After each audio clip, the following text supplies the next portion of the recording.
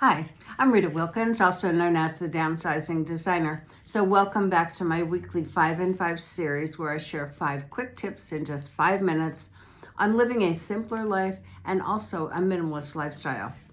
So today I'm going to challenge some of the so-called rules of minimalism that always sound good in theory, but they really don't matter when it comes to practice.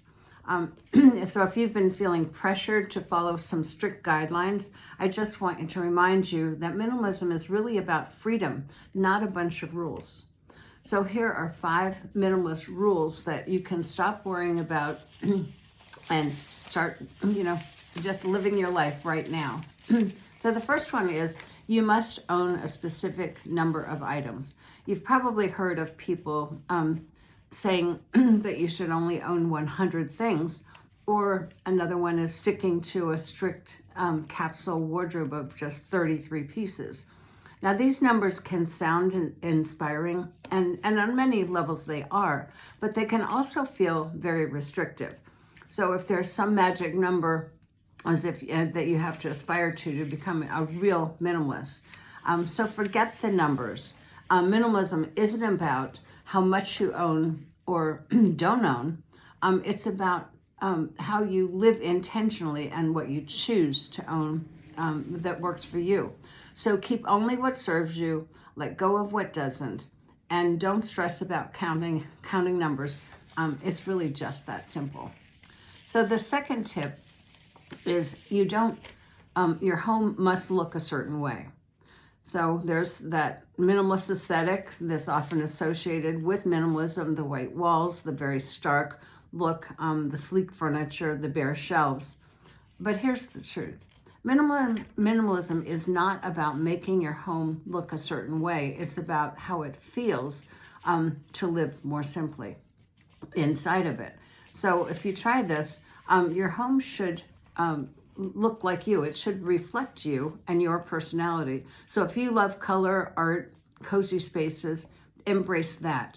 The only rule is that your space should support you and your lifestyle, not fit someone else's.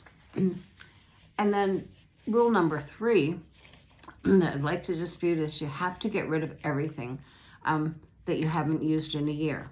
So that 1 year rule that you've probably read about, if you haven't used it in 12 months, then let it go. It sounds practical, but it certainly doesn't apply to everything. So some things are seasonal, some things are used less often, but they're still very valuable to you. So instead of the 1 year rule, use the value as a measure. So ask yourself, does this item actively is it actively used, and does it add value to your life, even if you don't use it daily? So if the answer is yes, keep it. And if not, go ahead and let it go. And tip number 4, experience always matters more than things. So a core minimalist principle is collect memories, not things. And this really does sound good. And while it sounds like a great thing to believe in, it doesn't mean things never matter. So certain physical items do matter, like handwritten letters that you might have received from loved ones, a beloved book, or a cherished necklace. Those things can bring meaning and joy to your life.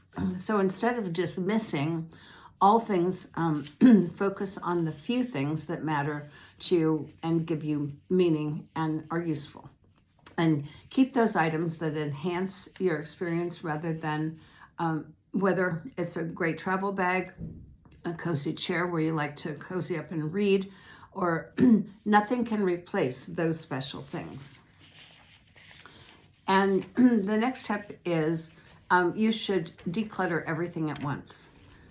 Those of you that know me, this is not necessarily my mantra, but it's actually a good idea, but I'm going to dispute it because there's that idea that minimalism means doing one big clutter, that famous declutter day or week, and that means getting rid of at least half of your possessions so that you can suddenly achieve perfection and a simple life. But minimalism isn't about a one-time event. It's a process that evolves with over a period of time, and it really never ends because over time you'll find other things to edit so that you can keep paring down for that simpler life with less. So if you give yourself permission to declutter in stages, so declutter, then reassess, declutter, reassess. What serves you today may not serve you a few months from now or a year from now, and that's okay. So minimalism is a journey, it's not a deadline. So there you have it. Those are my 5 tips for this week. 5 minimalist rules that you don't have to follow. So remember, minimalism isn't about fitting into someone else's definition. It's about creating your own home and your own life, something that works for you. So if this video resonates with you, please like, subscribe to my channel, and share with others who you think might benefit. So if you've not yet subscribed, I know many of you revisit my website, my YouTube videos, and I'd love to have you be one of our subscribers. And if you are looking for a fresh way to simplify, check out my 15-minute burst method workbook on my website. It's a quick, sustainable way to declutter your home on your own terms. So I will see you, and it's in the link below. So I'll see you next week. And if you have any questions, always feel free to reach out to me. Thanks.